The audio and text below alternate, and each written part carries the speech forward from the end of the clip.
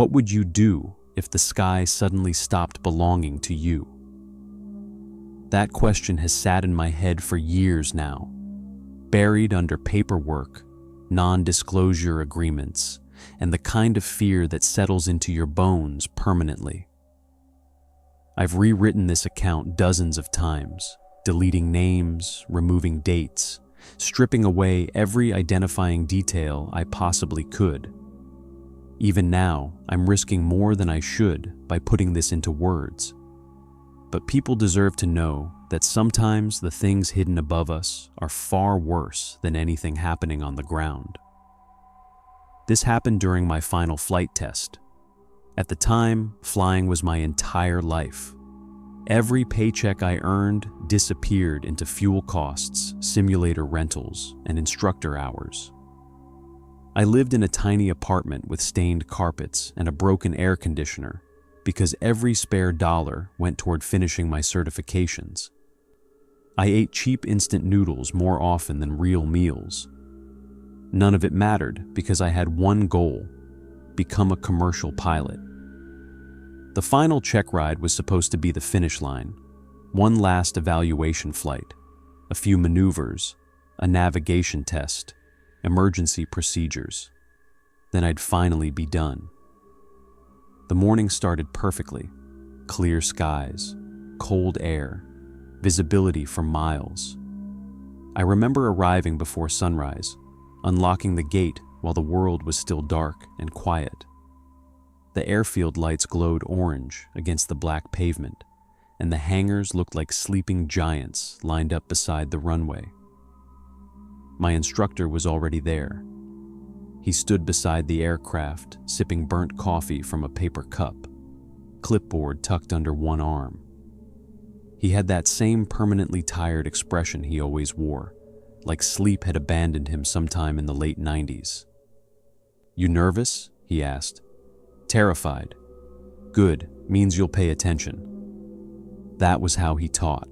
Short sentences, dry humor, no wasted words. The aircraft itself was small and aging, but reliable. I'd spent so many hours inside it that the cockpit felt more familiar than my own home. Every gauge, every switch, every scratch in the windshield. We performed the pre-flight inspection together while dawn slowly turned the horizon gray. Fuel levels checked, control surfaces free, oil pressure normal, no visible damage, everything routine. That word means something different to me now, routine, because sometimes life looks completely ordinary right before it stops making sense. We took off just after sunrise. The wheels lifted smoothly from the runway, and the familiar vibration settled into the controls as we climbed. I remember feeling proud, calm even, months of stress suddenly fading behind me as the earth shrank below. The instructor ran through the test items one at a time: steep turns, slow flight, stall recovery, navigation headings. Everything went well, really well. At one point, he even nodded slightly and said, "You're flying better than usual." Coming from him, that was basically a standing ovation. The plan was to continue northwest through a designated practice area before returning for landings. We were cruising comfortably around 6,000 feet when things started getting strange. It began with radio interference. At first, it sounded like normal static, brief bursts of distortion cutting through air traffic communications. That wasn't unusual. Radios in small aircraft were never perfect. But then the static changed. Voices, fast, panicked, layered over one another. I looked toward the instructor. "You hearing that?" He adjusted his headset. "Yeah." A sharp burst of noise exploded through our headphones, loud enough to make both of us flinch. Then silence. Complete silence. Even the normal air traffic chatter disappeared. The instructor frowned and adjusted the frequency. Nothing. No tower, no aircraft, no weather updates. Just dead air. "That's weird," I muttered. He didn't answer immediately. Instead, He scanned the horizon carefully. That's when I noticed it too. There were no other planes, not a single one. Normally, the area had at least a handful of training aircraft nearby, tiny moving dots crossing the sky at different altitudes. But the airspace around us looked empty, vacant, like someone had cleared the sky without telling us. The instructor reached toward the GPS display. That's when it started malfunctioning. The screen flickered once, twice, then went black entirely.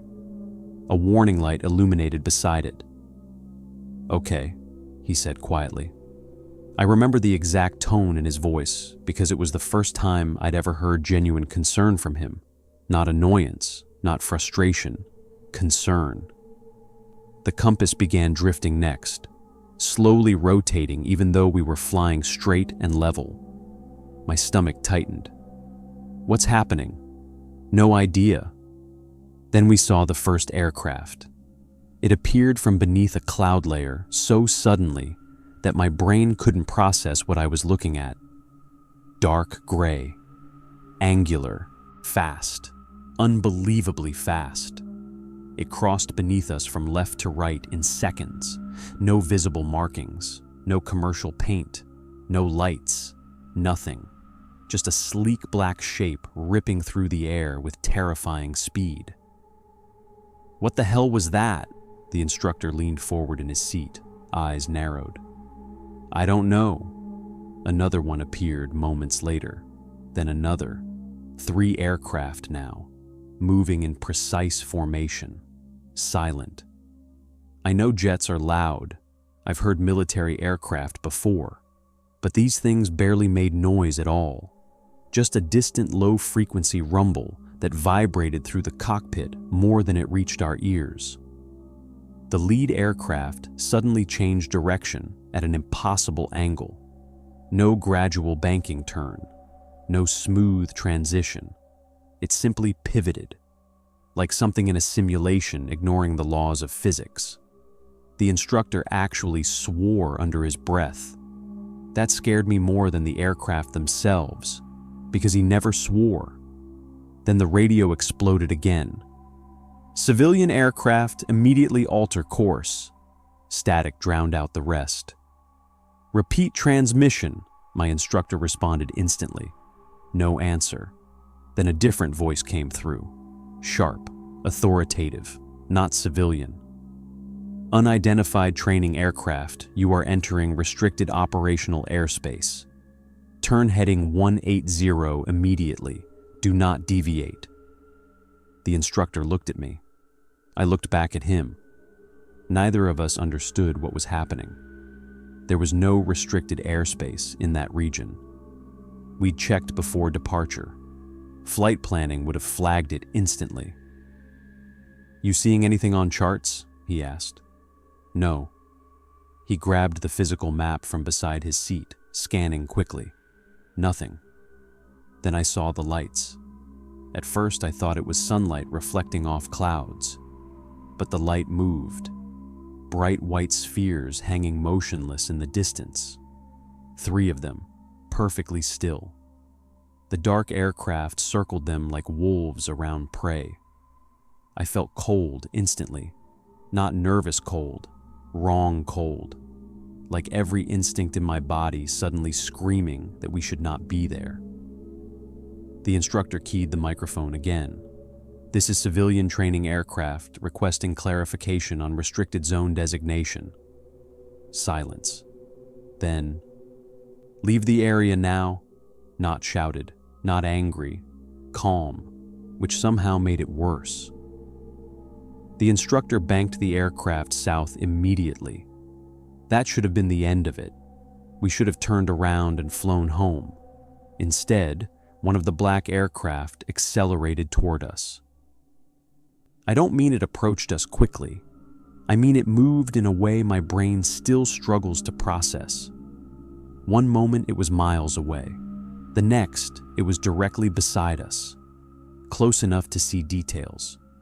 The surface looked smooth and almost matte black, absorbing sunlight instead of reflecting it. No visible cockpit canopy, no insignias, no readable markings whatsoever, just shape, movement, and speed. The aircraft paced us effortlessly. My pulse hammered so hard I could hear it over the engine. "What is that?" I whispered. The instructor didn't answer. His hands tightened around the controls. Then the thing tilted slightly, and I saw something underneath it. Not weapons, not missiles, lights. Rows of circular lights arranged in patterns that shifted continuously like moving cymbals. My headset emitted a sharp squeal. Every instrument on the panel flickered simultaneously. Altitude, airspeed, oil pressure, everything. For 3 horrifying seconds, every gauge dropped to 0. The engine coughed violently. I genuinely thought we were about to fall out of the sky. Then everything came back. The engine roared normally again. The instruments stabilized, and the black aircraft was gone. Just gone. No turn, no acceleration trail, nothing. The instructor breathed slowly through clenched teeth. "We are leaving, now." I'd never heard fear in his voice before that moment. We descended rapidly while heading south, both of us scanning the sky constantly. The strange white lights remained behind us in the distance, hovering motionless. Then another voice came over the radio, different from before. This one sounded older, controlled. "You were not supposed to witness this operation." The instructor grabbed the microphone immediately. "Who is this?" No response for several seconds. Then, "You will continue heading south. You will not discuss what you observed today. You will land at the designated field and await further instruction." My blood turned to ice. "How are they talking directly to us?" I asked. The instructor didn't answer because he was staring ahead at something outside the windshield. 2 more aircraft approaching, fast, very fast, except these looked normal. Military jets, gray, visible markings, weapons mounted beneath the wings. One positioned itself off our left side, while the other settled to our right, escorting us. I realized then that we were no longer participating in a flight test. We were being contained. The radio voice returned. "Failure to comply will be considered hostile intent." I couldn't breathe properly anymore. The instructor nodded slightly to himself and kept flying south. No sudden movements, no questions, just compliance. The military jets stayed with us the entire time. Every time I looked toward them, I saw the pilots staring back through dark visors, watching, monitoring. We were directed toward an airfield I'd never seen before. No tower frequency listed on civilian charts. No identifying signage. Just a long, isolated runway surrounded by empty land and chain-link fencing. The jets peeled away once we began final approach. I remember my hands shaking uncontrollably while lowering the flaps. The landing itself was rough, not terrible, but rough enough that I knew the instructor noticed. He didn't say anything. We taxied toward a hangar where several black vehicles waited. No logos, no markings, just dark SUVs lined up like predators. As soon as the engine shut down, men approached the aircraft. Not soldiers exactly. No visible rank insignias, no unit patches, plain tactical uniforms. One of them opened my side door before I even unbuckled. "Step out slowly." His tone wasn't aggressive. It didn't need to be. The pistol on his chest made the point clearly enough. We were separated immediately after exiting the aircraft. I tried speaking to my instructor, but one of the men cut me off instantly. No communication. They escorted me into the hangar where folding tables and temporary equipment had been set up like a mobile command center. Screens, radios, maps. Everything moved with terrifying efficiency. Nobody wasted motion. Nobody chatted. Nobody looked surprised to see us, which told me this had happened before. A man in a dark suit eventually approached me carrying a thin folder. No introduction, no handshake. He simply sat across from me and opened the folder. Inside were photographs, aerial images, blurry but recognizable, the white spheres, the black aircraft. "What did you see today?" he asked. I hesitated. "Aircraft." "What kind?" "I don't know." He studied me carefully. That is the correct answer. The way he said it made my skin crawl. For the next several hours, they questioned us separately. Same topics repeatedly. What did we observe? What did we record? Who had we contacted? Did we take photographs? Did we alter course intentionally? Every answer seemed to matter enormously. At one point, I asked if we were under arrest. The man almost smiled. No, that was somehow worse. Eventually, the questioning shifted, not toward the aircraft, toward the lights, the spheres, their movement patterns, brightness, behavior. The questions became disturbingly specific. How long were they stationary? Did you observe structural features? Did they emit sound? Did they react to your presence? It became painfully obvious that the black aircraft were not the center of the operation. Those lights were, and whatever they were, the military was deeply interested in them. Hours passed before they finally allowed me to see my instructor again. He looked exhausted, older somehow. A fresh bruise darkened one side of his face. I never learned how he got it. The man in the suit returned with paperwork, non-disclosure agreements, federal security violations, threats disguised as legal language. We signed everything. Of course we did. What choice did we have? Before releasing us, the suited man gave one final instruction.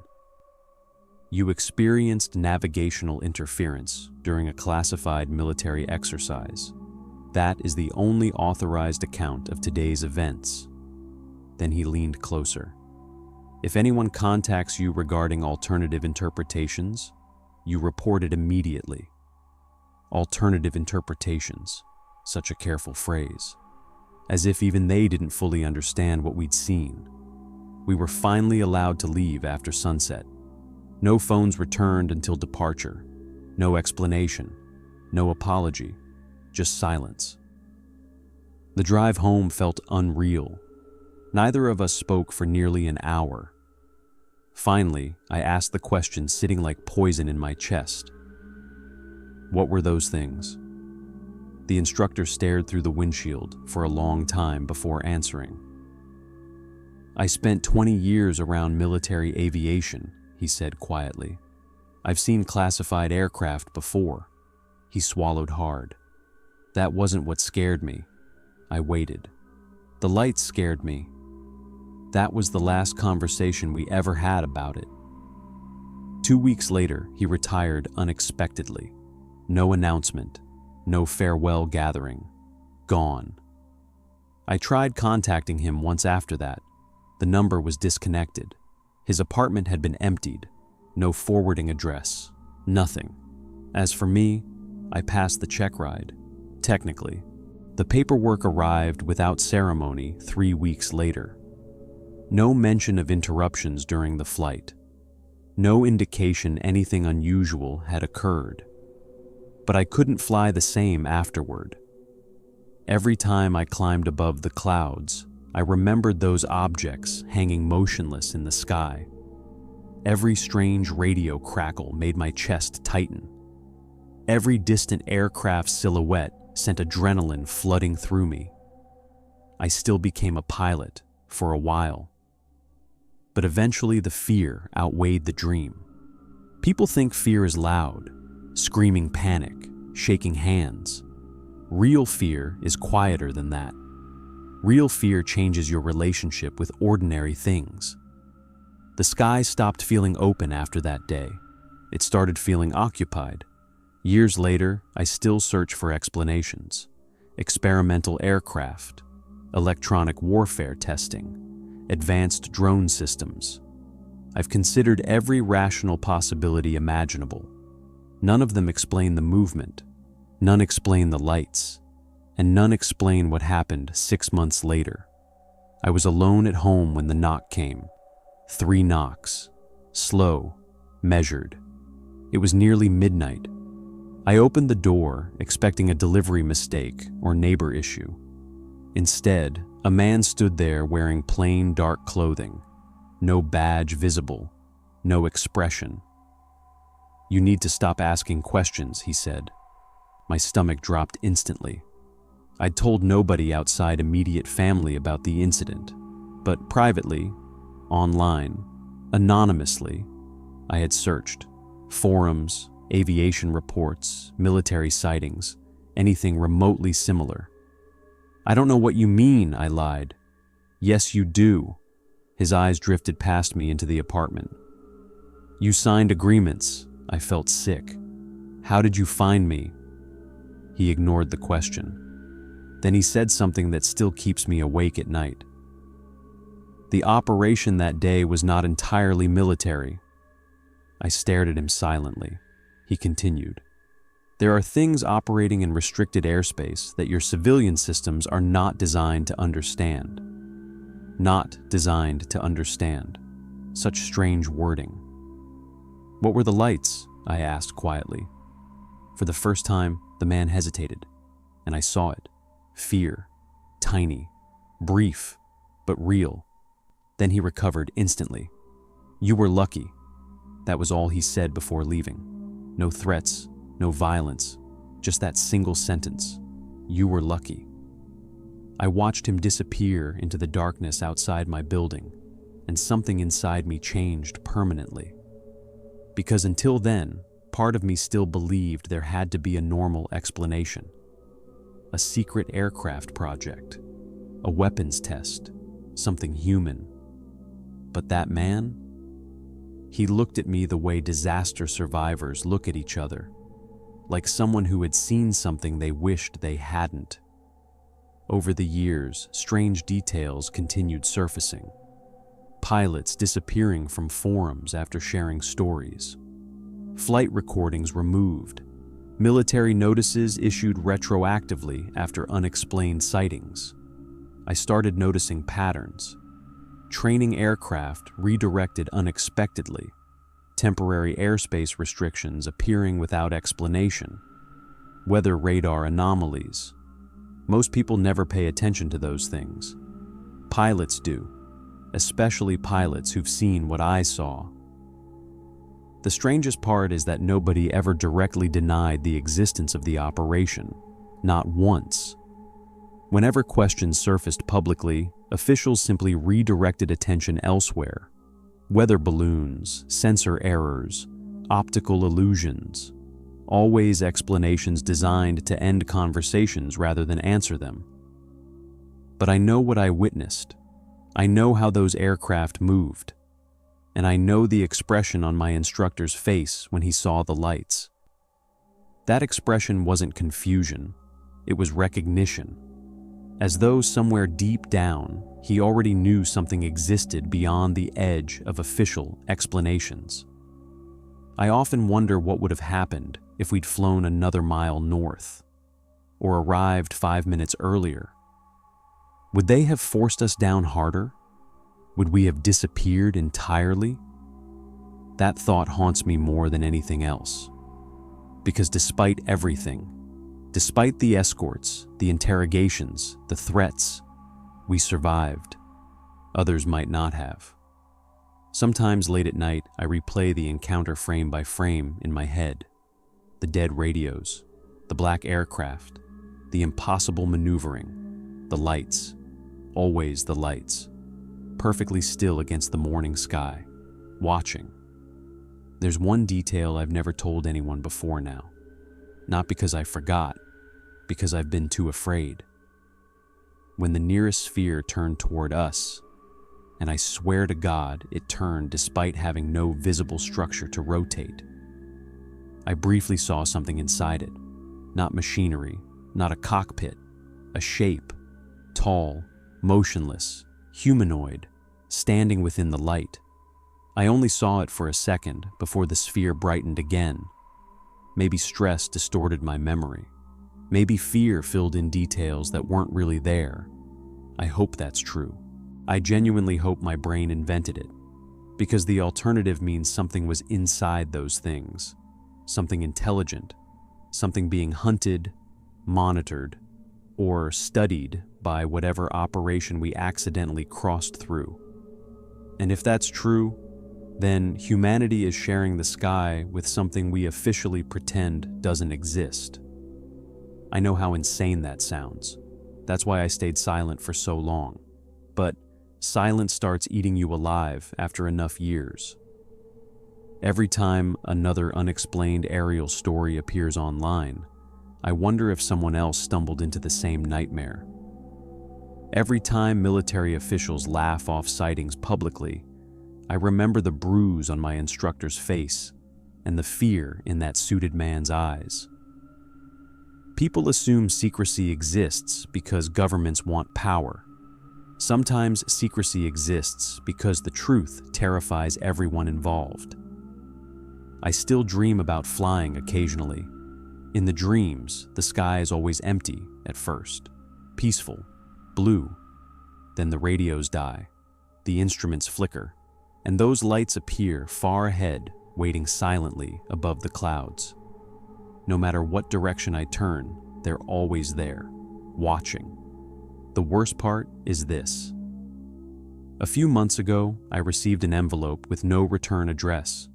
Inside was a single photograph, a grainy aerial image taken from above cloud level, 3 white spheres, 1 black aircraft, and our tiny training plane caught in the middle. On the back, someone had written 4 words. You were never cleared. No signature, no explanation, nothing else. I burned the photograph that same night, but I still see it every time I close my eyes. So, if you're reading this wondering whether secret operations exist above civilian airspace, they do. If you're wondering whether experimental aircraft beyond public knowledge are flying overhead, absolutely. But if you were asking whether something else is up there too, something neither civilian nor military, then I can only tell you what I saw during my final flight test. And what I saw changed my understanding of the sky forever. Because sometimes the most terrifying thing about flying isn't the possibility of crashing. It's realizing you were never alone up there to begin with.